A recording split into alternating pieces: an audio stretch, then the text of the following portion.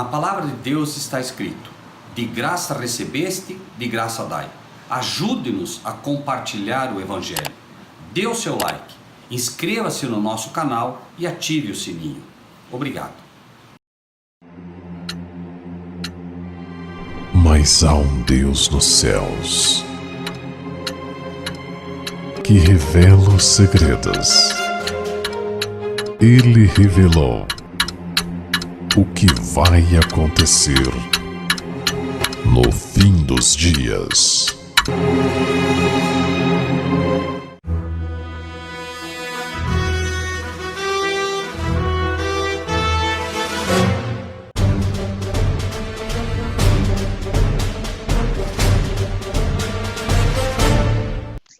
Graça e paz da parte de Deus o Pai, de nosso Senhor Jesus Cristo, na comunhão do Espírito Santo. Eu quero saudar, assim, de uma maneira toda especial, os nossos amados irmãos e irmãs que estão aí, o Robson Lira, o Fabiano, que já tem sido uma presença assídua com a gente, a irmã Maria Eugênia, que eu tive o prazer de conhecer, o João Ricardo, que eu não conheço, mas estou vendo que está aí. Seja muito bem-vindo, meu amado João Ricardo, que Deus possa compensá-lo pelo seu tempo despendido aqui, que possamos todos aprender com ele, o Marcos Carvalho, que está aí também, enfim, a todos, que a irmã Celina, estou vendo aí também, que todos possamos realmente ser fortalecidos pela palavra de Deus, e aos irmãos, o irmão Stefan, o pastor Juliano, a irmã Elaine, enfim, que já tem, assim, também colaborado com a gente aqui. Eu gostaria de abrir esse pequeno estudo. É claro que no decorrer dele vão surgindo algumas perguntas, nem sempre a gente tem a resposta, na ponta da língua. Às vezes, nós precisamos buscar estudo. A irmã Cris, inclusive, tinha uma dúvida assim, bastante grande em relação a uma carta de Elias. No fim de semana a gente estudou, eu liguei a ela, passei pela graça de Deus, ela pôde ver que assim, as dúvidas foram tiradas. E devagarinho, Deus vai dando sabedoria a todos nós, para que todos possamos aprender com todos. E para mim, claro, é um privilégio e também uma responsabilidade de poder compartilhar com os irmãos aquilo que a gente tem estudado. Eu gostaria de abrir esse pequeno estudo trazendo dois textos, um de Romanos e um de Tiago. Para os irmãos terem ideia da dificuldade desse texto, Lutero, quando leu o livro de Tiago, no capítulo 2, versículo 24, mais especificamente, ele disse que o evangelho de Tiago era um evangelho de palha. Ele conhecia, obviamente, muito bem a carta de Romanos, e ele leu, a base, a lógica de Romanos, a lógica da fé, obviamente, a lógica do raciocínio que ele encontrou em Paulo, e ele leu em Romanos 3, 28, algo que nós já vamos ler. E quando ele leu o que Tiago escreveu, ele simplesmente resolveu o problema dizendo que o evangelho de Tiago era o evangelho de Paulo. É claro que não era o momento para que ele entendesse o evangelho de Tiago, normalmente o que ele leu, mas nós vamos pedir a Deus aqui sabedoria para que a gente possa tentar entender como é que nós podemos conciliar essas duas declarações. Romanos 3, 28, então, quem estiver aí com a Bíblia fácil, e quem puder publicar o texto para nós, que sempre ajuda, por favor, coloque o texto aí para nós, Romanos 3, 28, e a gente começa aí, tá? Então, tá aí, o texto de Romanos 3, 28, basicamente, diz: concluímos, pois, que o homem é justificado pela fé, sem as obras da lei. Essa é, na verdade, um resumo daquilo que Paulo conclui sobre o tema da justificação pela fé. E estaria tudo muito bem se não tivéssemos o texto de Tiago, que foi o problema, Tiago 2, 24, vamos lá ver o que diz Tiago 2, 24, e aí a gente inicia, os irmãos fiquem à vontade para tecer os seus comentários, uma vez que esses dois realmente são textos que eles aparentemente se confrontam. Tiago 2, 24, então, lemos: vedes então que o homem é justificado pelas obras e não somente pela fé. veja que você tem de um lado, concluímos que o homem é justificado pela fé sem as obras da lei, e outro, o homem é justificado pelas obras e não somente pela fé. Né? Dois aspectos primários que a gente tem que entender aqui. Se você abre o livro de Romanos, no capítulo 1, Romanos 1, você vai entender a quem é dirigida essa carta. Romanos 1, 7, e precisa entender isso, porque senão a gente realmente pode ter muita dificuldade. É dito: a todos os que estáis em Roma, amados de Deus, chamados santos, graça e paz de Deus, nosso Pai, e do Senhor Jesus Cristo. Né? Então, em primeiro lugar, Romanos 1, 7, mostra claramente a quem é direcionada a carta aos romanos. E, logicamente, alguém diria, bom, é a carta para os romanos, ou para os que estão em Roma. Se isso é pura e simplesmente literal, então nós não temos nada que nos beneficiar com a carta aos romanos, porque nós não somos romanos.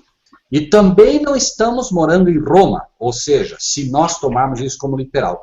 Mas se você pega as 7 cartas às igrejas de Apocalipse, você vai perceber que as cartas às igrejas do Apocalipse, elas são cartas que nascem marcando a época de cada uma delas, mas mostra também a condição de cada uma delas. Então, Romanos 1,7 pode ser lido com segurança: a todos os que estáis na condição romana, amados de Deus, chamados santos. Os chamados santos na Bíblia, né, Apocalipse 14, 12, né, mostra: aqui está a paciência dos santos, os que guardam os mandamentos de Deus e têm o testemunho de Jesus. Os santos na Bíblia são aqueles que procuram guardar os mandamentos da lei de Deus. Porém, aqui não diz que eles são santos, diz que são chamados santos. Por quê? Porque Deus está chamando de santos aqueles que buscam guardar os mandamentos de Deus dentro da luz que tem. Então, por exemplo, hoje, todos nós temos algo, com certeza, a aprender com a carta aos Romanos. Por quê? Nós somos frutos de 1260 anos de ensino romano sendo jogado na nossa mente. Todos nós, pouco ou muito, temos de Roma na nossa mente. Como nós falamos já uma vez aqui, né? A gente usa, até o pastor Juliano usou um exemplo, nós usamos termos completamente romanos, né? Virgem, Nossa Senhora, são termos romanos que nós nem deveríamos usar, uma vez que nós sabemos o que eles implicam. Agora, no tema em questão, lembre-se, Romanos, a carta aos Romanos, fala sobre justificação pela fé. O apóstolo Paulo usa a justificação pela fé aqui, muito mais debatida na questão da imputabilidade, ou seja, a justiça imputada. Se você ler, por exemplo, o capítulo 4, onde ele toma um exemplo de Abraão, ele diz, 4, versículo 3, pois que diz a Escritura, creu Abraão em Deus e isso lhe foi imputado como justiça. Então, a carta aos Romanos sobre justificação pela fé deve ser vista, em primeira instância, direcionada a todos os que estão com a visão romana ainda de justificação pela fé, aqueles que acreditam ainda que de alguma maneira as obras colaboram com a salvação do homem, seja em que instância for. Lembre-se que a máxima romana você comprava lugares no céu, você tinha que comprar as chamadas indulgências, você tinha que depositar dinheiro nos cofres de Roma para poder se salvar, enfim. A salvação era baseada nas obras, pura e simplesmente. Essa é a visão romana de justificação pela fé, mas é direcionada àqueles que temem o nome de Deus, aqueles que estão, primeiramente, fisicamente em Roma, ou fisicamente na Igreja Católica Apostólica Romana, mas que, dentro da luz que tem, estão buscando servir a Deus. Depois, são aqueles que estão fora dela, mas têm uma visão ainda romana de justificação pela fé, e por isso ele vai trabalhar, vocês verão que, fundamentalmente, para essas pessoas, a mensagem básica é: concluímos, pois, que o homem é justificado pela fé sem as obras da lei. E notem o seguinte, irmãos, a carta magna de justificação pela fé é a carta aos Romanos, porque Romanos apresenta a justificação pela fé com base em Deus. Vamos ver como isso. Romanos 4, versículo 1 e 2, vejam o que diz. Que diremos, pois, ter alcançado Abraão, nosso pai, segundo a carne? Porque se Abraão foi justificado pelas obras, tem de que se gloriar, mas não diante de Deus. Notem que interessante isso. Se Abraão foi justificado pelas obras, ele tem de que se gloriar, mas não diante de Deus. Romanos, então, mostra a justificação pela fé, a justiça de Cristo imputada gratuitamente. Lembrem-se que o homem é salvo pela graça, através da fé. O homem é salvo como um favor imerecido, pela firme convicção das coisas que não se veem, ou pela certeza daquilo que se espera. E se o homem, em algum momento, pode ser justificado pelas obras, e pode, porque Tiago diz que pode, ele tem de que se gloriar, mas não diante de Deus. E eu quero colocar apenas um exemplo aqui, para que não fique dúvida sobre a conclusão e sobre a justificação pela fé diante de Deus. Notem que é feito um chamado. Abraão, como um exemplo de quem foi justificado pela fé, inclusive justificado na incircuncisão e não na circuncisão, ou seja, ainda como um ímpio, é dito: Abraão, vem para fora. Então Abraão veio.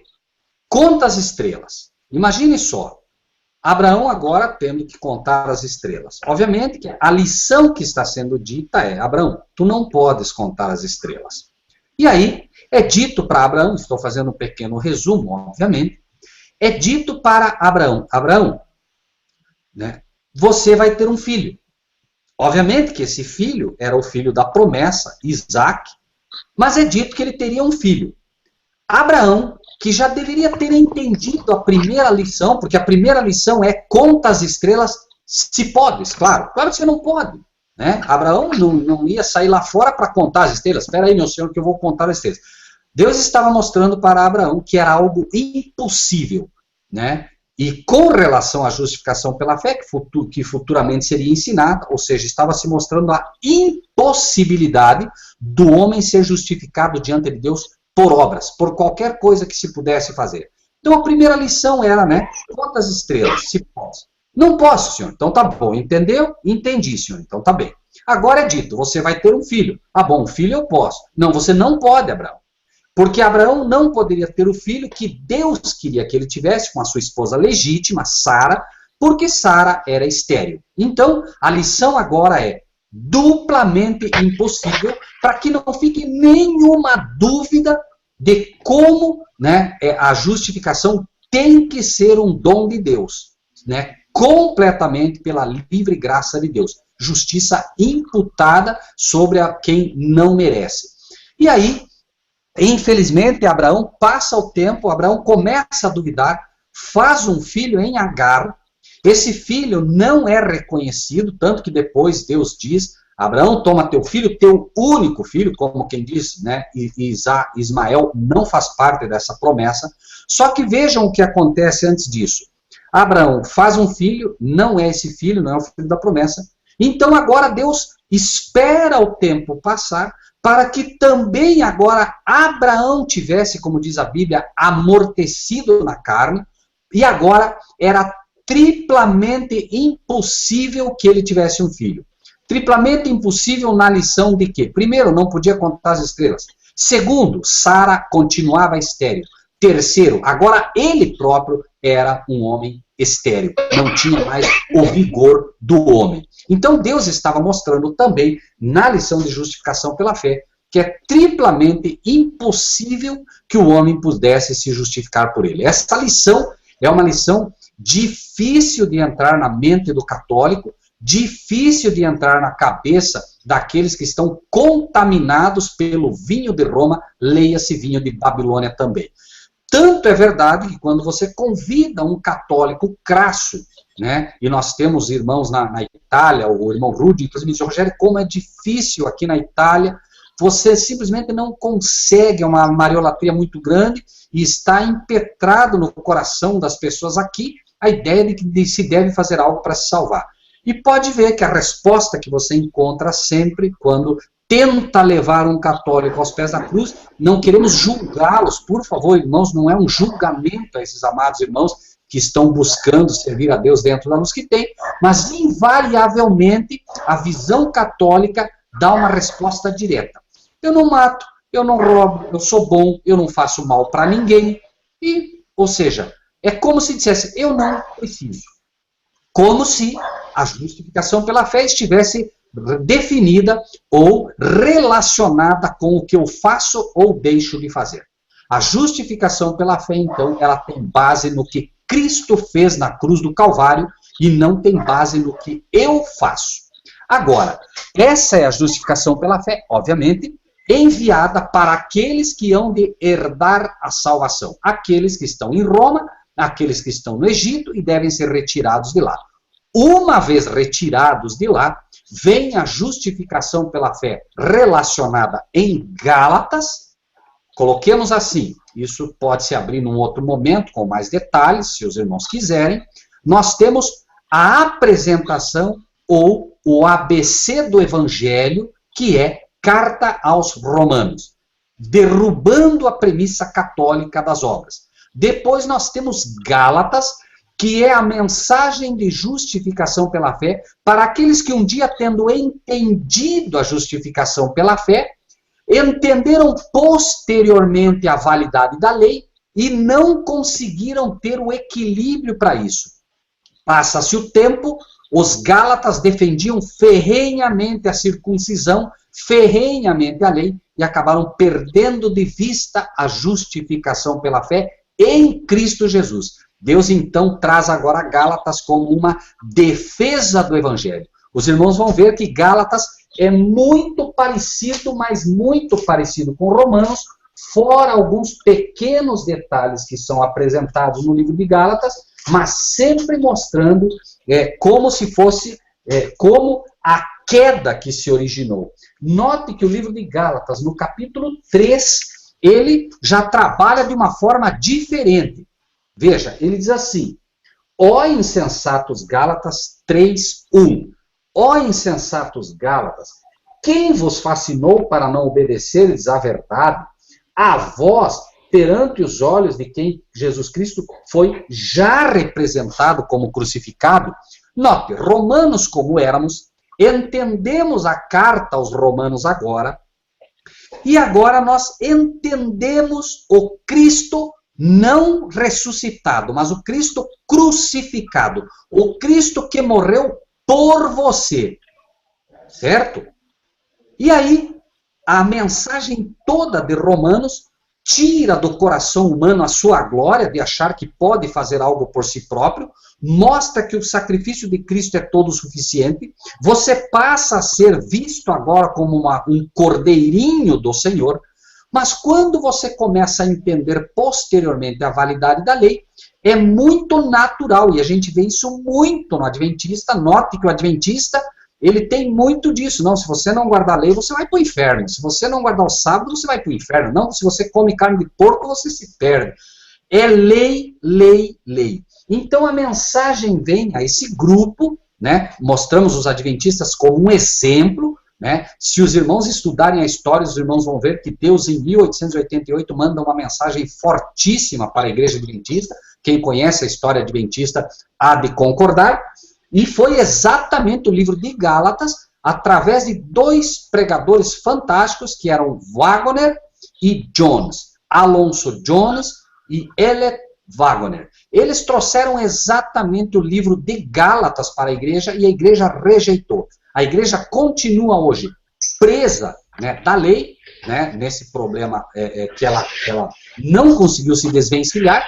Nós temos o paralelismo em Gálatas, que se você não se circuncidar, você não pode se salvar. Muito semelhante, a história é a mesma. Lembrem-se, amados e amadas de Deus, nada de novo debaixo do sol. É um risco que os amados irmãos e irmãs que estão chegando agora, que compreendem a validade da lei, correm. Por isso nós temos que sempre ter o equilíbrio, né, entre a justificação pela fé de Romanos, a justificação pela fé de Gálatas, e aí vamos entrar numa justificação um pouco mais complexa ainda, mas não sem antes ficar muito claro o ABC do Evangelho, que é a justificação pela fé que nós encontramos em Romanos, como falei, a defesa dela, como vimos em Gálatas, mormente entendemos aí em Gálatas 3:1, quem vos fascinou para não obedeceres à verdade, a vós perante os olhos de quem Jesus Cristo foi já representado como crucificado. E note que o apóstolo Paulo agora pergunta: só quero saber isso de vocês. Vocês receberam o Espírito pelas obras da lei ou pela pregação da fé? Ou seja, ele está mostrando, é pela fé ou é pelas obras? Né? Eu só quero saber isso. Vocês ficam com tanta confusão fazendo em relação à justificação, que eu quero uma pergunta muito simples. E ele finalmente mostra, né? Aquele, pois, que vos dá o Espírito, que opera maravilhas entre vós, ou faz pelas obras da lei, ou pela pregação da fé? A única resposta que o apóstolo Paulo aceita, a única resposta que o Espírito de Deus aceita, neste particular, é pela fé. Pela firme convicção das coisas que não se veem. Eu não consigo me ver como uma pessoa justa, mas Deus me declarou justo a partir da justiça imputada de Cristo na minha vida. Eu não consigo, né, ver como isso se procede, mas eu me agarro simplesmente à declaração que Deus dá.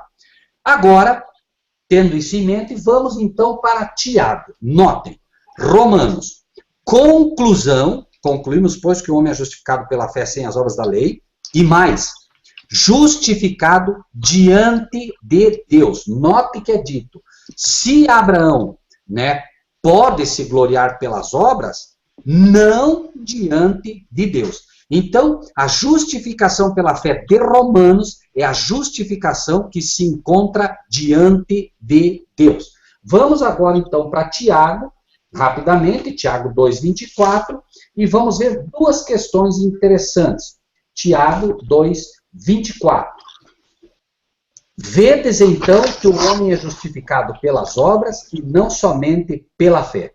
E note que ele faz inclusive uma analogia com o próprio Abraão. Porventura Abraão, versículo 21, estou lendo agora. Porventura Abraão, o nosso pai, não foi justificado pelas obras quando ofereceu sobre o altar o seu filho Isaque?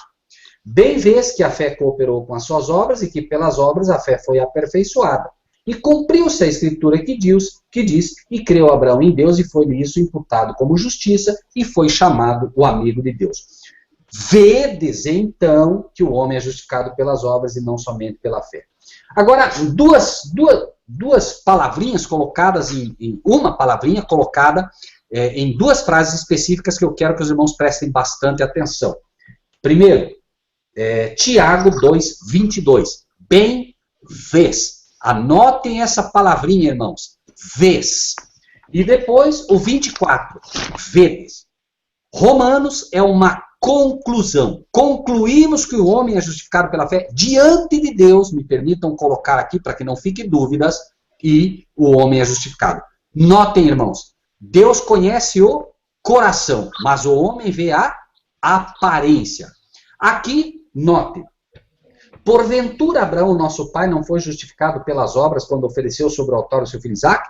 Ele foi justificado pelas obras aqui, por quê? Porque se viu aquilo que foi dado. Ou seja, primeiro, você é justificado pela fé, Deus te pronuncia justo. Agora, as obras que você faz demonstram que você é um homem justificado, ok?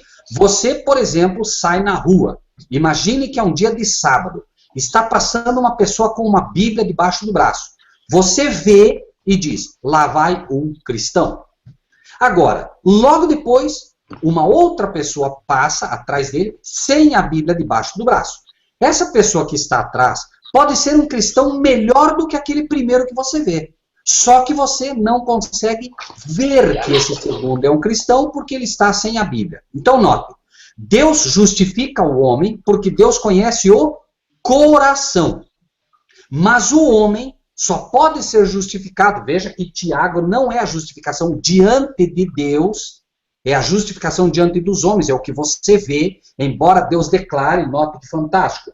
Ele diz, 22, bem, vês, você viu, quando agora você tem o testemunho de Abraão, não na promessa, mas o testemunho de Abraão oferecendo o seu filho sobre o altar, você vê que ele é um homem justificado. Mas ele não foi justificado por Deus por oferecer o filho Isaque. Ele simplesmente cumpriu o que a Escritura havia dito. Note, 23.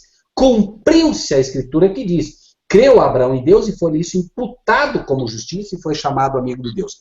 Deus então declara Abraão justo, Deus declara cada um de nós justo e espera agora que cada um de nós demonstremos ao mundo, demonstremos às pessoas, para que eles possam ver que nós somos pessoas justificadas. Ok? Então, lembre. E outra coisa muito importante, irmãos.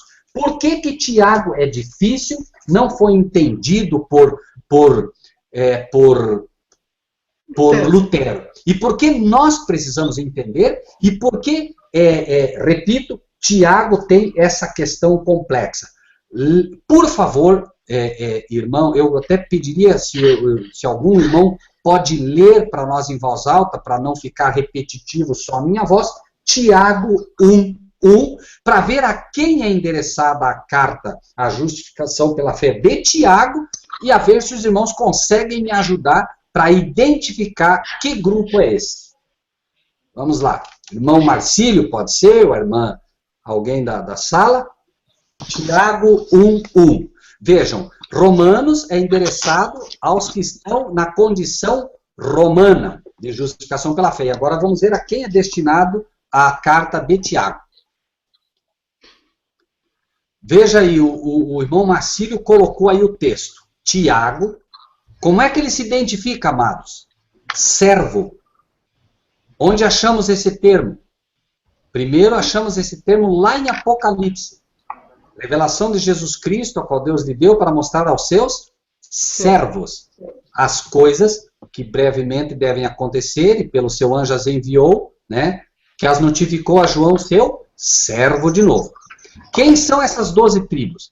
Essa mensagem de Tiago é aos 144 mil, irmãos. Ou seja, é aquele grupo especial nas mãos de Deus. Por isso, o texto de Tiago é um texto bastante complexo. Lutero não havia chegado o tempo para a formação dos 144 mil. Lutero não teria nem como entender a epístola de Tiago. Portanto, fora de tempo, ele, né, na visão que tinha, disse Tiago é um evangelho de palha, ou seja, não resiste à própria Bíblia. Mas nós vemos que sim resiste quando entendida dentro do seu contexto e para quem é destinada. Os 144 mil serão um grupo que entenderão como pouquíssimos, né, a importância das obras, não para a salvação, mas para o galardão. Amém, amados? Amém. Muito bem. Pastor Juliano, fique à vontade. Se eu puder ajudar, o pastor tem 2 colocações, vai ser um prazer ouvi-lo, meu amado.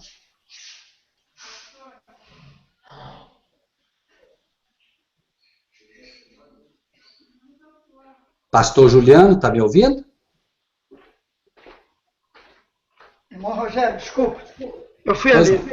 Fique à vontade. Eu queria fazer um comentário. Eu queria que o irmão nos orientasse. Nesse texto aí, eu tenho uma impressão que Paulo falava ali sobre a lei mosaica. E Tiago, a colocação de obras, eu creio que as obras sociais como o irmão colocou bem, que, por exemplo, alguns religiosos se justificam que não há necessidade de aceitar Jesus como Salvador, porque eles são bonzinhos. Não matam, não roubam, não adulteram, não faz mal a ninguém. Então, eu já sou justificado. Não seria essas obras, tanto que Tiago lembra lá também, Raab, né? E por que eu tenho essa compreensão? Porque Abraão, ele não viveu no período da lei. A lei foi instituída por Moisés 430 anos depois de Abraão. Então, essas leis, tanto é que ele faz a referência do sacrifício de Isaac. Tiago falou assim, que ele foi justificado por obedecer aquilo que Deus tinha determinado, para ver se realmente ele tinha fé que Deus era poderoso de restituir a vida ao seu filho. Então não seria esse tipo de obras, não o que o Tiago se refere, não seria essas obras seculares, que muitas vezes nós praticamos achando que somos bonzinhos, e a lei que Paulo refere é a lei mosaica, porque o senhor vê que o problema lá no início da igreja foi quando aqueles judeus foram lá para Antioquia, perturbar os irmãos, queriam que os irmãos se circuncidassem. Ora, se vocês não circuncidarem, vocês não serão salvos. Então, e outra coisa, Paulo, quando ele manda essa carta aos romanos, a igreja romana não estava instituída, como nós pensamos. Eram cristãos que tinham se convertido, provavelmente, estavam em Roma, tinham ouvido o evangelho de uma maneira, mas havia aquela ideia, você aceitando Jesus, mas você tem que continuar obedecendo a lei mosaica. Não seria esse problema? Pastor Juliano, veja, no tocante às obras que tanto Paulo quanto Tiago falam, veja que ele usa um exemplo. Ele usa o exemplo de Abraão. Lá é a obra pura e simplesmente, né, que ele faz, inclusive, que seria quase um desafio à lei, porque a lei, né, imagine você pegar um filho e sacrificar, você não encontraria isso em lei bíblica nenhuma, né? Eram os pagãos que faziam isso, mostrando apenas que não importa qual, seja um copo d'água, seja qual obra for que Deus te pede, você vai fazer, certo? Mostrando apenas, como digo em Tiago agora, que as obras vão corroborar ou vão aperfeiçoar a fé, como é dito ali. Ou seja, né, você se fortalece pelas obras e fica provado, ou seja, você prova a todos que é um homem justificado.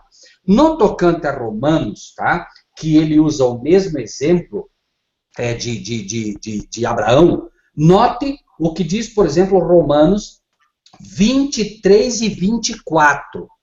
Porque eu creio realmente que a lei de Deus, tanto a moral quanto a cerimonial, as duas estão inclusas aqui. Porque note, 23, isso é para nós. Tu que te glorias na lei. Que lei? Óbvio que nós só podemos nos gloriar na lei de Deus, não pode ser a cerimonial.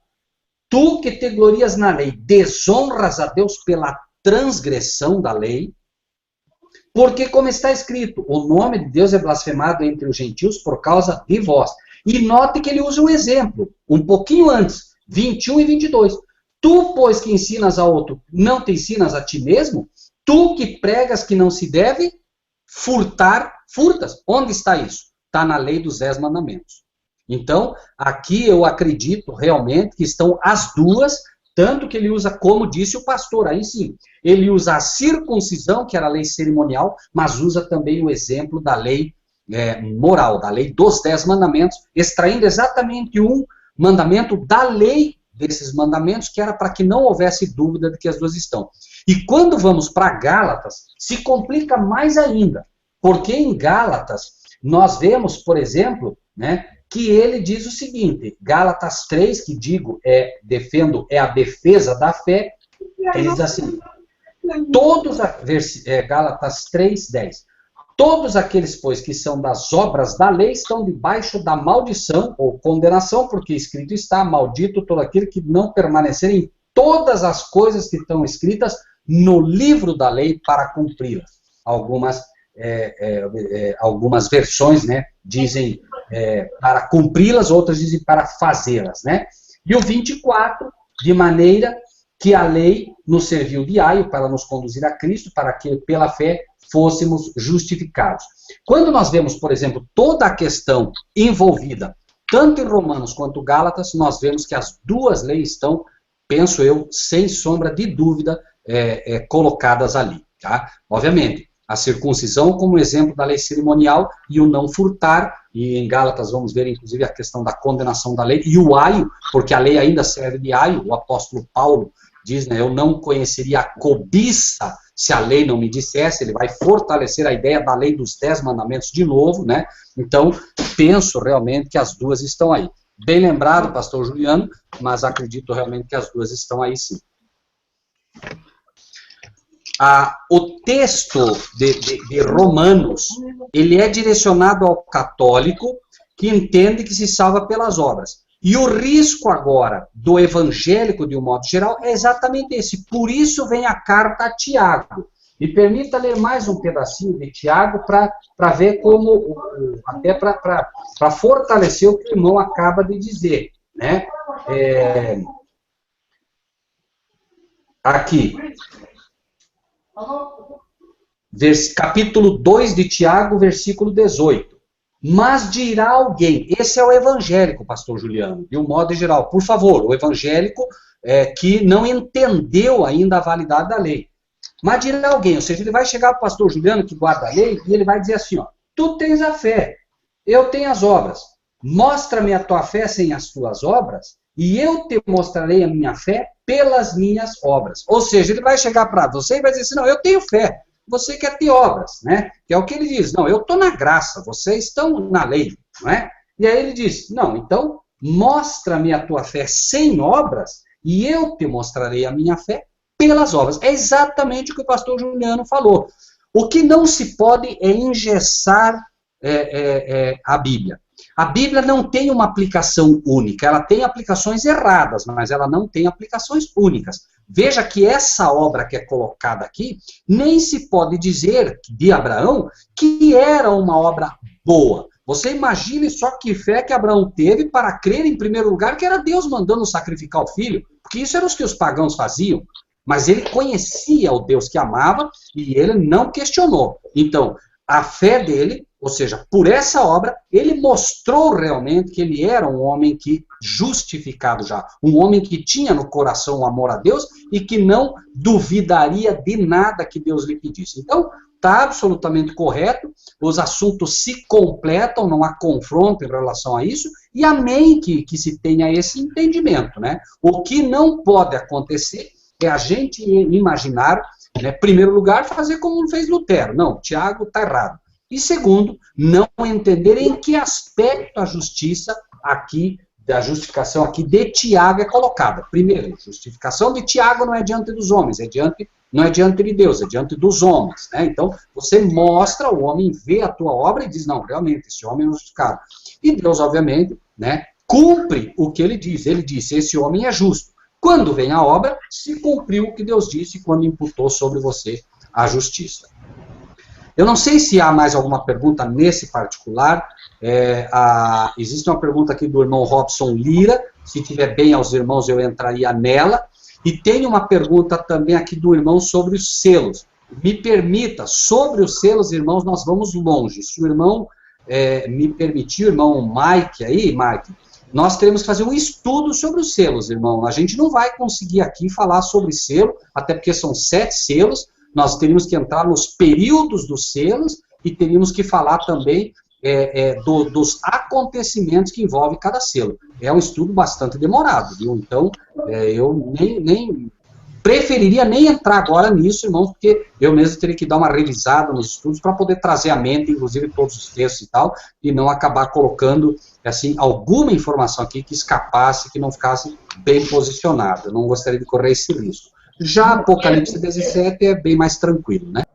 A pergunta dele, eu acho que muitos aqui talvez tenham essa dificuldade também, não sei, posso estar equivocado. Ele pergunta aí,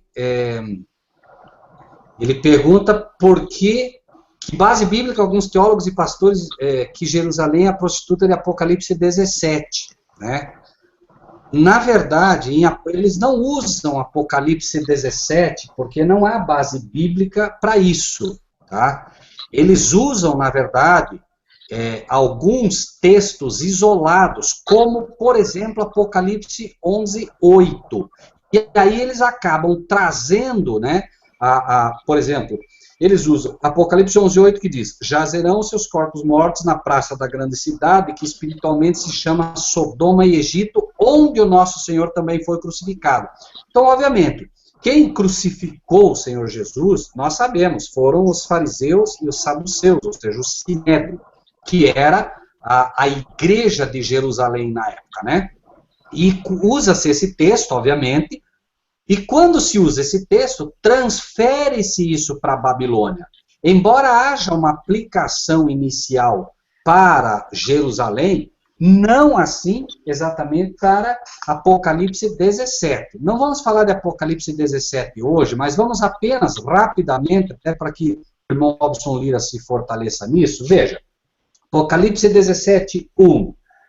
Vendo os 7 anos que tinha 7 taças, falou comigo dizendo: vem mostrar-te a condenação da grande prostituta. Em primeiro lugar, usa-se realmente o termo prostituta porque a igreja de Jerusalém, em alguns aspectos, ela tem uma aplicação, como, por exemplo, se não me falha a memória, no livro de Oséias, onde se pode fazer uma pequena alusão a isso, mas nós precisamos entender a verdade presente, hoje, né? Então, prostituta, o que é? Obviamente, se a virgem pura é a igreja pura de Deus, obviamente que a prostituta é uma mulher impura, e note, aqui, prostituta que está assentada sobre muitas águas. Obviamente que assentada sobre muitas águas não se pode dizer de Jerusalém hoje, de jeito nenhum. Ela não está assentada sobre muitos povos, nações, tribos e línguas. Ela mal é respeitada no seu próprio local de origem, numa guerra muito grande, inclusive, né? Agora, aqui, a prostituta que se assenta sobre muitas águas, que se assenta, domina sobre muitos povos, nações e línguas, sem dúvida nenhuma, a Igreja Católica, através do Vaticano e o seu poderio, né? Depois, com a qual se prostituíram os reis da terra, né? Então, os reis da terra se prostituíram com ela. Hoje, a grande maioria dos reis da terra, Estados Unidos da América, como a principal besta, França, Alemanha, Inglaterra, todos se curvam ao Vaticano e a essa prostituta, a essa igreja, né? Se embebedaram com o vinho da sua prostituição. A Igreja Católica é disparada a igreja que mais ofereceu vinho para todo mundo. 1260 anos inventando dogmas e doutrinas e confissão auricular e santos e estátuas e Assunção Virginal de Maria. Enfim, irmãos, são muitas doutrinas e dogmas criadas, né, que fazem parte do vinho da prostituição dela. Depois, 3, levou-me em espírito a um deserto, vi uma igreja assentada sobre uma besta de cor escarlata, sobre uma nação de cor vermelha, né, que estava cheia de nomes de blasfêmia. Jerusalém, não, olha, se tem uma coisa que a igreja de Jerusalém não faz, é o pecado da blasfêmia. Eles, inclusive, quiseram um dia apedrejar Jesus porque entenderam que Jesus estava se fazendo Deus. A única igreja no mundo que tem uma ideia de que o homem é Deus, colocando o próprio Papa como Deus, é a Igreja Católica. É só ver o próprio termo Papa, quer dizer pai. E não quer dizer pai de um ser humano comum, uma vez que o Papa, a priori, né, prega o celibato, é pai espiritual de todas as nações espirituais. Então, por isso, né, vem essa questão do pecado de blasfêmia. Né? 7 cabeças e 10 chifres, não é o caso agora para comentar, né? A mulher, a igreja, estava vestida de púrpura e de escarlata. Quem se veste de púrpura? Os bispos. Quem se veste de escarlata, vermelho? Os cardeais. Vestido, não tem como errar. Adornada com ouro, pedras preciosas, tinha na mão um cálice de ouro. Ou seja, uma igreja riquíssima. Tem na mão um cálice de ouro. Qual é a igreja que no seu culto, entre aspas, né? o chamado sacrifício da missa, usa o cálice. É ela, né? E aí vai, a grande Babilônia. Enfim, irmãos, cada versículo aqui mostra claramente quem é a Babilônia, né? Então, é lógico que a contra-reforma ou o jesuitismo vai criar o bode expiatório para poder desviar o foco da verdadeira Babilônia. Mas isso não deve nos incomodar. Tá bem, irmão Robson? Isso, obviamente, sempre o inimigo estará inventando histórias para poder desviar, né, a gente do verdadeiro foco. Nós podemos, por Apocalipse 17, se alguém tiver duas aplicações por Jerusalém na história, digo, nós temos 30 para colocar a Igreja Católica Apostólica Romana dentro dela, sem falar de Apocalipse 13, sem falar de Apocalipse 12 e por aí vai. Ok? Glória a Deus. Perfeito.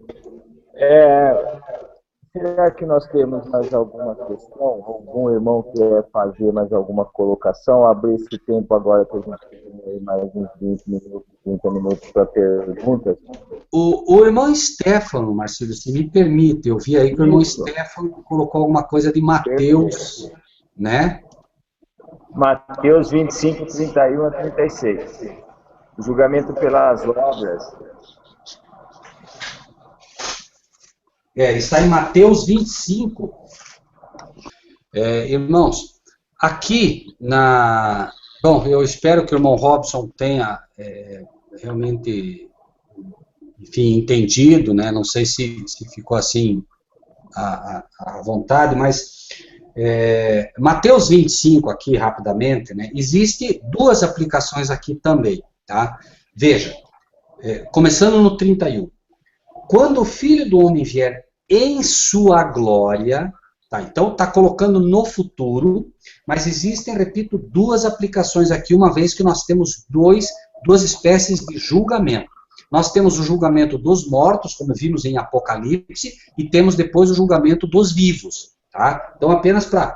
Quando o Filho do Homem vier em sua glória, todos os santos anjos com ele, então se assentará no trono da sua glória. Veja que não é o reino da graça aqui, tá? Então, de fato, nós temos, embora no futuro, temos duas aplicações. Todas as nações serão reunidas diante dele, apartarão dos outros, como o pastor aparta dos bodes as ovelhas. Porá as ovelhas à sua direita, mas os bodes à sua esquerda. Como é que nós sabemos aqui quais são as ovelhas e quais são os bodes? Porque já foi feito um julgamento prévio. Esse julgamento prévio que foi feito aqui mostra claramente o quê? Que já tem bode e já tem ovelha. Ou seja, as ovelhas são os que aceitaram a Cristo como seu Salvador. Os bodes são aqueles que não aceitaram a Cristo como seu Salvador. Então dirá o rei aos que estiverem à sua direita. Veja que não há um julgamento aqui. É dado... Vinde benditos de meu Pai, possuí por herança o reino que você está preparado desde a fundação do mundo. Por quê? Porque tive fome, deste de comer, etc, etc, etc. Então, os justos lhe responderão dizendo, Senhor, quando foi que fizemos isso? Né? E aí ele diz, respondendo o rei, diz, em verdade vos digo, quando fizesse um desses meus pequeninos irmãos, a mim o fizesse. Então, não é, veja que aqui não é um julgamento, aqui é a sentença que é dada. Note bem.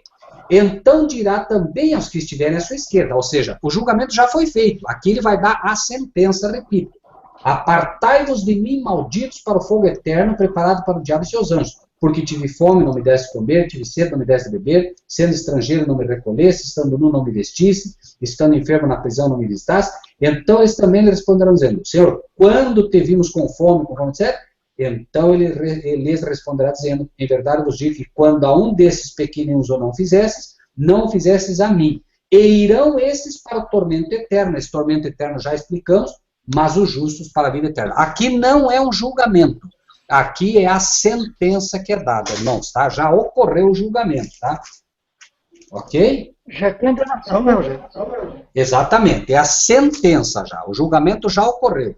Aqui acontece quando ele vem em sua glória e os anjos com ele, né? Na Nova Jerusalém, acontece agora esse ocorrido. Ele vai aqui dar agora, né? A cada um o que lhe foi definido durante o momento, ok? Rogério, Irmão, posso esclarecer uma dúvida?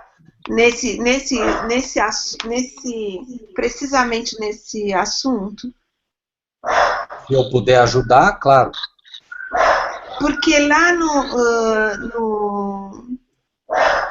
em João 3,18, eu nem lembraria do endereço que eu procurei aqui na internet, eu lembrava do texto, porque o Senhor diz que... E a condenação é essa.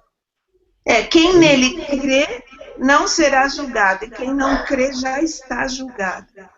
Disso que estamos falando. Não, mas não é, veja bem. Já está condenado, né? Ok. Não é julgado. Julgado todos serão. Por quê? Veja, mas bem puxado o assunto. Quem crê nele não é condenado. Lembra do texto que falamos? Nenhuma condenação há para os que estão em Cristo Jesus. Não é que ele não é julgado. O julgamento vai ocorrer por quê? Porque o julgamento tem base nas obras. Certo? Então, veja bem. Quem crê nele não é condenado. Mas quem não crê já está condenado. Agora, embora já esteja condenado, a sentença ainda tem que vir, assim como tem que vir também a sentença para os salvos. Porquanto não crê no nome do unigênito Filho de Deus. E a condenação é esta, que a luz veio ao mundo e os homens amaram mais as trevas do que a luz, porque as suas obras eram más. Ok?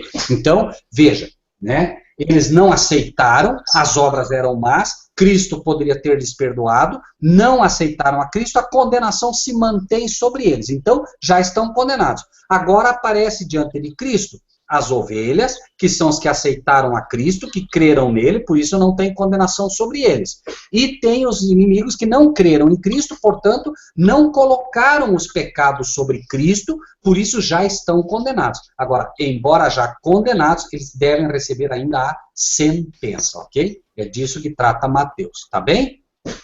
Tá bem. Esclareceu ou tá dúvida aí, irmã? Não, para mim esclareceu. Talvez a minha única dúvida ainda seja, não vai existir diferença na sentença entre esses que não... Vai sim, vai. A sentença, irmã, ela é dada conforme Coríntios, tá? Madeira, feno e palha, certo? Então, Deus não vai queimar o pecador. Deus não tem nenhum prazer na morte do ímpio. O pecado é que tem que ser consumido. Então nós temos, por exemplo, aqueles que são refletidos como palha, que queimam rapidamente, ou seja, é uma questão de acúmulo de pecado. É o pecado quem tem que queimar e não o homem. Como o homem se agarrou ao pecado, ele vai queimar. Então, a palha são aqueles que têm pecados, mas não têm tantos. Aí nós temos o feno, é aqueles que têm um pouco mais de pecado, e aí finalmente temos a madeira. Por isso o diabo é colocado, inclusive, como esse tição também, né? Então, é disso que se trata, ok?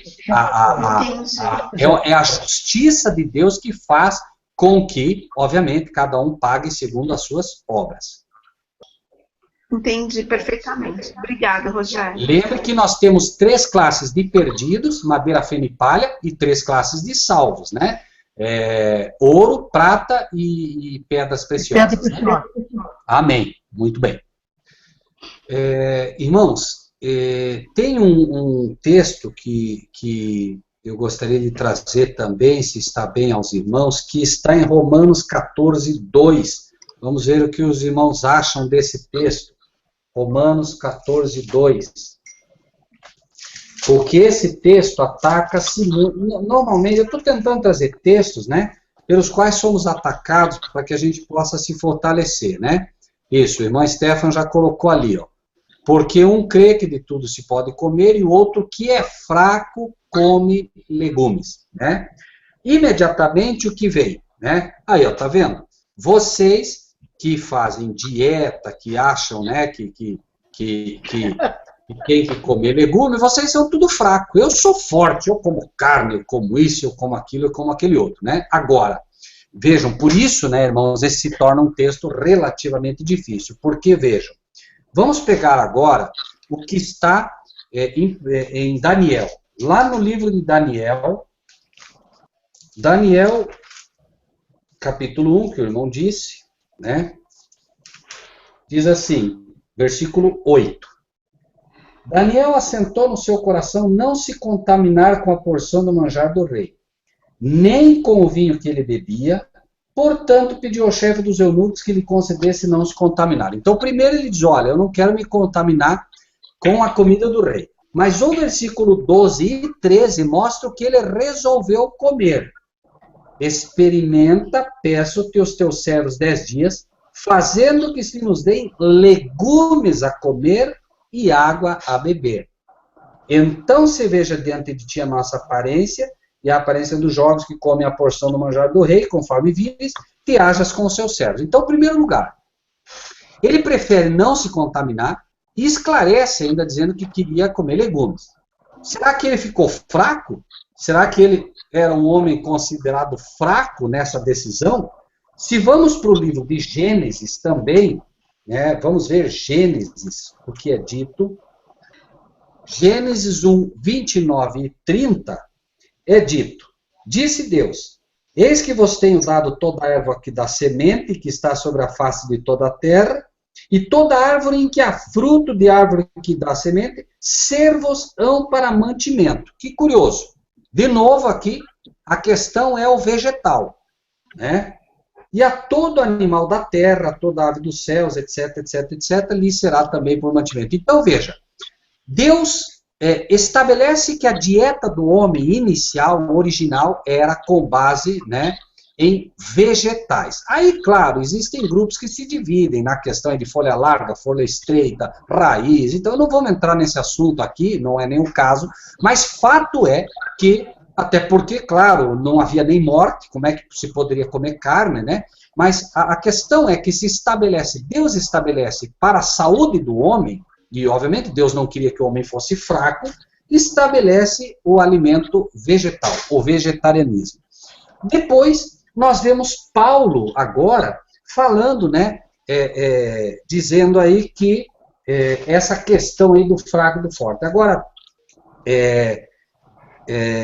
vamos ler o que diz 1 Coríntios 8:13 também. E daí a gente já abre aí para a consideração dos irmãos também. Né? 1 Coríntios 8:13.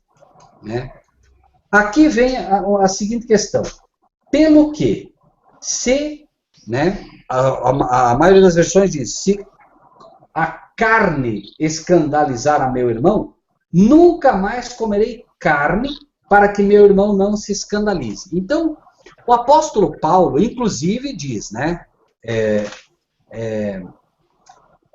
que o irmão William acabou de colocar o texto aí, que é outro texto que nós íamos puxar, ele já colocou, nem precisamos trazer, né, eu já tinha marcado aqui, ó. Bom é não comer carne. Conselho, então. Nem beber vinho, nem fazer outras coisas. Independente do que ele finaliza, ele está dizendo, número 1, que bom é não comer carne. Como resolver essa questão, então, inicial, quando ele diz, né, que um crê que de tudo se pode comer e o outro que é fraco come legumes. Como resolveríamos esse aparente impasse? Eu acredito, e a gente vai crescendo em sabedoria, graça e verdade. No tocante ao julgamento, veja que o apóstolo Paulo, por isso, né, creio, ele diz o seguinte, né, aquele que come, não julgue. E o que não come, não julgue também. Ou seja, então, agora, também tem um outro detalhe. Paulo diz, bom é não comer carne. Então, né, é bom não comer carne mesmo. Nós sabemos, inclusive, que é bom não comer carne hoje, por tudo que nós vemos da carne. A forma como são hoje, inclusive, mais do que aquela época, né?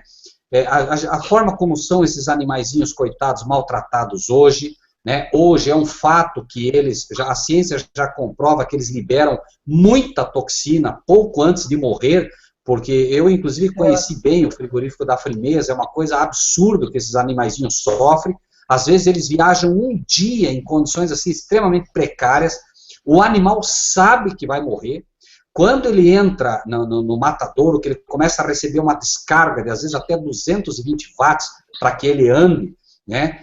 Isso faz com que ele entre num estado horrível de depressão e angústia, o animal fica ali, ele vê o seu companheirozinho morrer, tudo isso a própria ciência hoje comprova que acaba, né, afetando em muito a carne e tal. Mas eu não quero entrar nesse aspecto, não. Eu apenas quero considerar para que a gente pense um pouquinho nesse aspecto. Daniel está em Babilônia. Ele está num local agora extremamente perigoso, e ele está se sentindo fraco. A questão aqui não é quem é forte e quem é fraco. A questão é como você se sente. Então, por exemplo, quando o pastor Juliano diz, não, eu não vejo problema nisso, amém. Eu seria a última pessoa a julgar, até porque o apóstolo Paulo fala, né? Se comer carne escandaliza meu irmão, então não como carne. Mas ele não está dizendo que o irmão tem razão de se escandalizar. Entende? Não há razão nenhuma por não se escandalizar. Eu vou lá no pastor Juliano, o pastor Juliano come carne, eu não como. Qual o problema? Imagine se eu vou deixar aqui que a relação de amor que eu tenho com esse amado irmão vai ter qualquer tipo de comprometimento porque o irmão come carne, gente. Isso é absurdo. Nós fomos lá, os irmãos, por exemplo, o pastor Juliano gosta de comer uma carne, não sei mais quem gosta. Os irmãos foram lá, estiveram conosco lá, os irmãos viram que não tinha carne, os irmãos comeram sem problema nenhum e tudo bem, não houve problema. É exatamente isso. Mas a questão aqui é como eu me sinto. E notem, por exemplo, dois aspectos que eu queria apenas trazer para os irmãos considerarem. Particularmente hoje, eu, Rogério, não como carne. Né? E eu não como carne por quê? Porque eu acredito realmente hoje que, né, nas condições de luta que eu tenho, né, e pelo que conheço, inclusive, né, sobre tudo isso, de como é preparada a carne, como é feita e tal, para mim, realmente, a carne não é absolutamente nada saudável, sem falar de que eu já tenho um organismo bem mais, né, bem menos resistente do que a grande maioria. Agora, jamais, né, colocaria qualquer tipo de peso nisso em qualquer irmão. Mas vejam, por exemplo, o texto que o irmão Stephanie colocou aqui. Notem bem, por favor, isso, irmãos. Em que contexto é colocado? Timóteo, vou ler o 4, 1 até o 5. Mas o Espírito, Cristo, expressamente diz que nos últimos tempos apostatarão alguns da fé, dando ouvidos a espíritos enganadores e doutrinas de demônios. Então, estamos falando de doutrinas de demônios, ok? Agora, vejam. Pela falsidade de homens que falam mentiras, tendo cauterizado a sua própria consciência, proibindo o casamento. Irmãos, quem ensina isso? Igreja Católica Apostólica Romana. Então, está falando do ensino que é doutrina de demônio. O celibato, segundo a Bíblia, é uma doutrina de demônio. E note que o apóstolo Paulo fala, eu queria que todos ficassem solteiros. Mas se quiser casar, não peca. Note. Então, se você não quiser casar, você não precisa casar. Mas você proibir o casamento é uma doutrina de demônio. Tanto é verdade que os padres hoje acabam caindo na pedofilia, acabam caindo no homossexualismo, em função de uma doutrina demoníaca que proíbe o casamento. Então, proibindo o casamento, então veja de onde vem, do que ele está falando aqui. Proibindo o casamento e ordenando a abstinência dos manjares que Deus criou para os fiéis e para os que conhecem a verdade. Então, por exemplo, o pastor Juliano conhece a verdade. O pastor Juliano sabe que a carne de porco não foi um alimento que Deus criou para os fiéis. Não foi um alimento que Deus criou, né, para os que conhecem a verdade. Então o pastor Juliano, né, não, eu não como esse tipo de carne, eu não como, ok. Agora, aqui, o que é que a igreja ensina? Ela prega o celibato, proíbe o casamento, e épocas não pode comer, agora você tem que comer só peixe. Esse é o erro. Ela proíbe, né? E ela ordena a abstinência de manjares que Deus criou. Aqui os manjares é alimento. Então existem, por exemplo, coisas que o homem usa como alimento, mas Deus não fez como alimento. Né? Ele colocou, por exemplo, o porco, que é para limpar a terra. Ele não colocou o porco para comer. E não quero aqui agredir ninguém, por favor. É preciso entender para que Deus criou cada coisa. Né? E aí diz, proibindo o casamento, ordenando, veja que aí chega a quaresma, não pode, não sei lá, não pode comer peixe, não pode comer carne, que Deus, né, deu para o seu povo, etc, etc e tal. E aí ele diz assim, a fim de usarem deles com ações de graça. Obviamente que um cristão que conhece, por exemplo, isso, ele não vai comer, por exemplo, cobra, como come um chinês, enfim, e vai pedir que Deus abençoe aquela cobra para ele comer. Ele não vai fazer isso porque ele nunca vai pedir a Deus que purifique aquilo, porque Deus não vai purificar, porque Deus não fez aquilo para alimento. Agora, o pastor Juliano gosta de comer um pedaço de carne. Ele, no coração dele, tranquilamente ele faz a sua ação de graça. Se aquela carne em algum momento, inclusive, estivesse envenenada, e Deus conhece o coração do pastor Juliano, Deus vai purificar, inclusive, aquela carne envenenada, se for da vontade de Deus. Amém. É assim que funciona. Agora, né? Porque toda criatura de Deus é boa, daquelas que ele já falou, como alimento, como manjar, e nada há que rejeitar. Eu falava uma vez com uma pessoa, e ele me disse, eu posso comer aranha se eu quiser. Eu posso comer, e falava umas coisas assim absurdas, né? Eu dizia, mas veja, Deus não fez isso para comer. Não, mas se eu quiser, eu posso comer, porque Deus vai abençoar. Se eu quiser comer uma aranha venenosa, inclusive, eu posso comer. Eu posso comer uma lacraia venenosa, porque eu vou orar e Deus vai tirar o veneno. A gente sabe que não é assim, né? Mas veja, pastor Juliano, como Deus tem que se preocupar com toda a classe de gente. Um chinês vai olhar isso aqui, convertido, e diz, mas será que não podemos comer uma carnezinha de cobra aí? Né? É assim, irmãos. Então, veja que para nós aqui é relativamente fácil, mas para esse grupo é bem mais difícil. Né? Então, e eu queria só finalizar esse aspecto, e eu só queria finalizar com isso aqui, ó. Está em 2 Coríntios 12, versículos 9 até o 10. Gostaria que os irmãos pensassem nisso com carinho. Né? Olha só o que diz. Disse-lhe, a minha graça te basta, porque o meu poder se aperfeiçoa na fraqueza. É na fraqueza que Deus vai mostrar o seu poder. De boa vontade, pois, me gloriarei nas minhas fraquezas, para que em mim habite o poder de Cristo. Agora, note o que ele diz. Pelo que sinto prazer nas fraquezas, nas injúrias, nas necessidades, nas perseguições, nas angústias, por amor de Cristo. Porque quando estou fraco, então sou forte. Eu entendo que o apóstolo Paulo está dizendo aqui o seguinte. Tem aqueles que se acham muito fortes, então eles não se preocupam muito com isso. Tem aqueles que realmente se sentem assim. Ok, mas aquele que se acha muito forte, como é dito, e veja que nós temos esse paralelo, ele chega e diz assim, não, eu sou forte, eu como carne. Não, ele não diz como um tom de desafio, eu sei que o pastor Juliano não faz isso, eu estou dizendo, por exemplo, aquele que vem, diz assim, não, eu sou forte, eu como carne, vocês estão na lei, eu estou na graça, então vocês são fracos, eu sou forte. É esse desafio, ou seja, o tiroteio vem dos dois lados. De um lado vem o adventista, como disse o pastor Juliano, acusando aqueles que comem, do outro lado vem aqueles que não comem, do outro lado vem o que come. E vira uma guerra. E Deus, penso, quer levar o homem a entender o seguinte, hoje eu estou numa condição em que eu me sinto fraco. Me sentindo fraco, eu prefiro comer legumes, como Daniel, que sentindo-se fraco, sentindo-se numa posição complexa ali em Babilônia, onde ele seria assaltado por todo tipo de problema, ele resolve firmemente não se contaminar com a comida do rei. É essa a questão, para mim, fundamental. O homem, se ele começa a se sentir forte, na verdade, ele está muito fraco. Aquele que entende a sua fraqueza, ele resolve, penso eu, né, evitar realmente o consumo daquilo que ele entende que lhe faz mal. Mas isso é uma questão pessoal. Agora, gostaria que a gente não perdesse, veja, por que trouxemos o texto, né?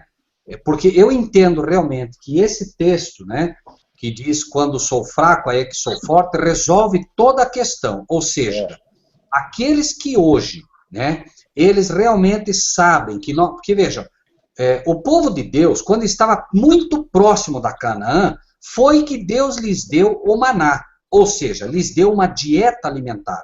Hoje nós estamos perto da Canaã celestial. Deus nos dá novamente o maná, nos dá um alimento, né, para que nós possamos suportar o que vem por aí, né? E claro, obviamente, tudo é um conjunto. Agora, existem algumas regras. Primeiro lugar, que é o mais importante e que entra no que o irmão Stefan colocou ali, né? julgamento, irmãos. É disso que se trata, irmão Stefan, esse texto. Note, né? Os fariseus chegam e começam a julgar os discípulos. Olha, ele chega e diz assim: por que transgridem os teus discípulos a tradição dos anciãos, pois não lavam as mãos quando comem pão? Estavam acusando. E é disso que falamos aqui, que não pode acontecer. Não pode. Quem come carne não pode acusar quem não come. Quem não come, jamais acusar o que come, né? Lutar junto, ajudar, para que todos cheguem juntos a isso. Era a mistura de gente que incitava o povo de Deus a isso. Então, cuidado com a mistura de gente. Mas veja, eles vêm e acusam, então, os discípulos, por que transgridem, né?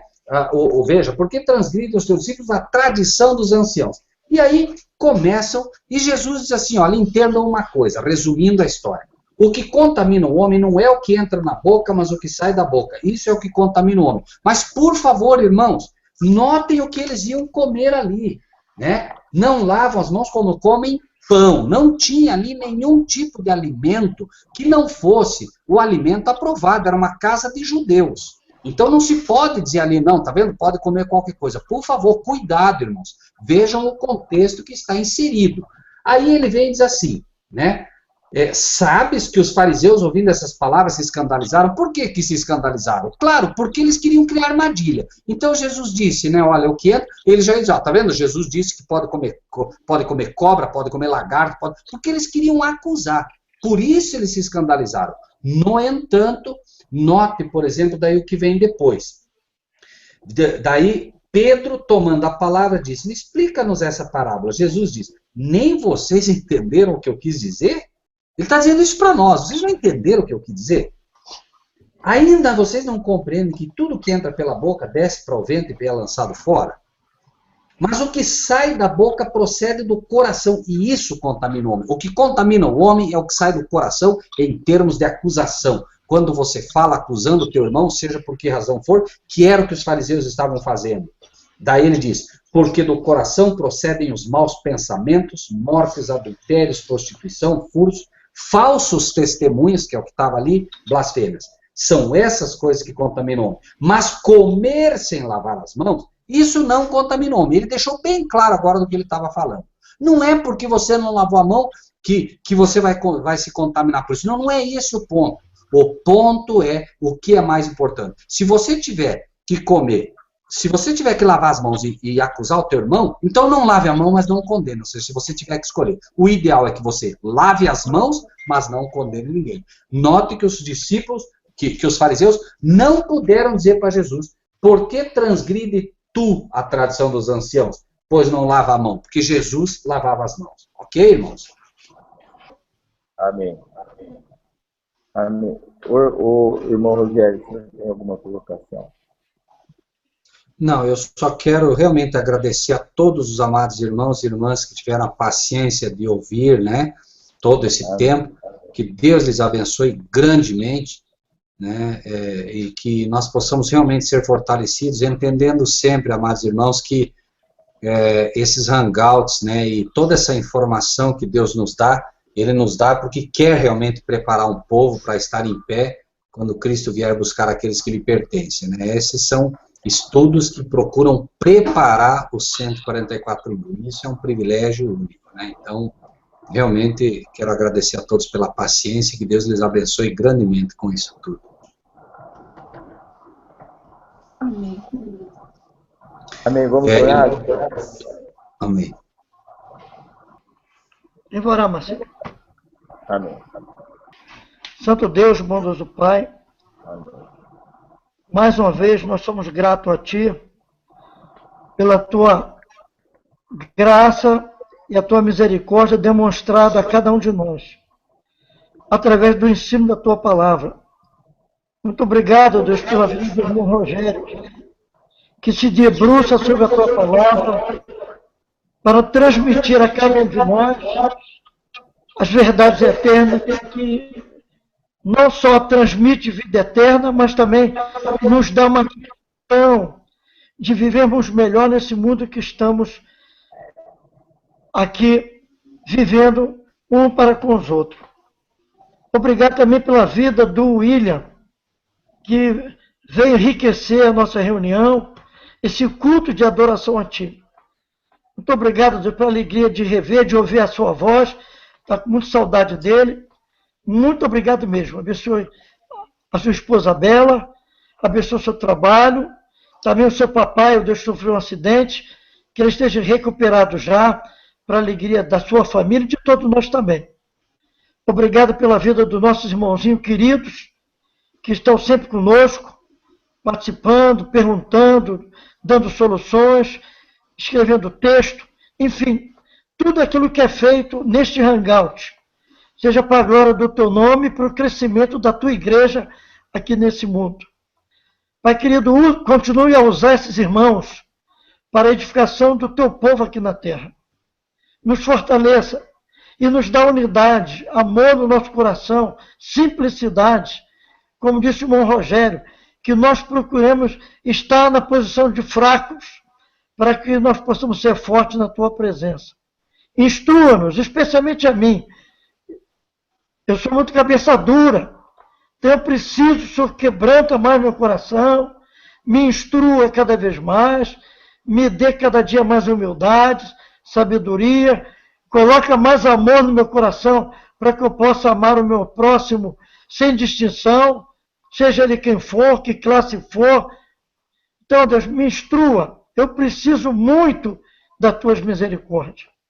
Abençoe, Deus, o irmão Rogério, o irmão Marcílio, o Deus amado que tem estado conosco, a irmã Maria Eugênia, a irmã Elaine, que está sempre colaborando, nos ajudando, a irmã Tereza Cristina, lá Robson, Deus, está sempre também, bom, ele como pastor, como teu servo, a irmã dele como pastora lá em São Paulo, abençoe o seu trabalho, fortificando. O irmão Stefano está sempre ali na brecha, pronto para digitar, dar uma ideia. Toma o teu servinho nas tuas mãos, abençoando, fortalecendo essas vidas, ó Deus, com a tua graça e a tua misericórdia. Meu querido irmãozinho Fabiano, lá no Mato Grosso, abençoa o teu servo, a sua família.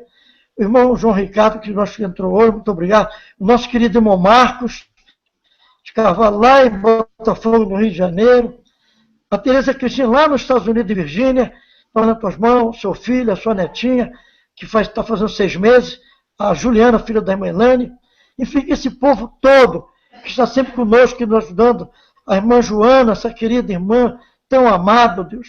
Toma a irmã Joana nas tuas mãos, que não só ajuda com carinho, com coração, mas também ajuda financeiramente, sempre está ajudando, protegendo a tua obra, fortalecendo os nossos corações com suas orações. Muito obrigado, Deus, por esse povo que tem sido uma bênção para a minha vida. Muito obrigado mesmo. Outros irmãos que eu não numerei, porque eu não estou vendo a lista de irmãos, mas visita cada um deles, de acordo com as suas necessidades. O Senhor os conhece, amém, sabe todas as coisas. Por isso eu te peço, cubra-nos com a tua graça, com as tuas misericórdias, com o teu grande amor. É a nossa oração que fazemos a ti, no bendito, no santo nome desse Jesus maravilhoso, que um dia nos resgatou da nossa vida inútil. Eu especialmente, uma vida inútil, uma vida que não tinha razão de ser. O Senhor me resgatou e me deu razão de viver. Muito obrigado, Pai, por o teu Filho bendito, que o Senhor enviou esse mundo para morrer no meu lugar. Quem devia estar naquela cruz era eu, mas ele tomou o meu lugar para me dar vida. Muito obrigado. Eu tenho certeza que os meus amados irmãos falariam a mesma coisa para ti, Pai. Por isso nós agradecemos teu amor e teus cuidados. Dá-nos uma noite de paz, uma semana de vitória, no bendito, no poderoso, no santo nome de Jesus, o nosso Senhor. Amém. Amém. Amém. Glória a Deus. Amém. Amém. Na palavra de Deus está escrito que nós devemos compartilhar o que recebemos. Assim, se você gostou desse vídeo, dê o seu like, inscreva-se no nosso canal e ative o sininho.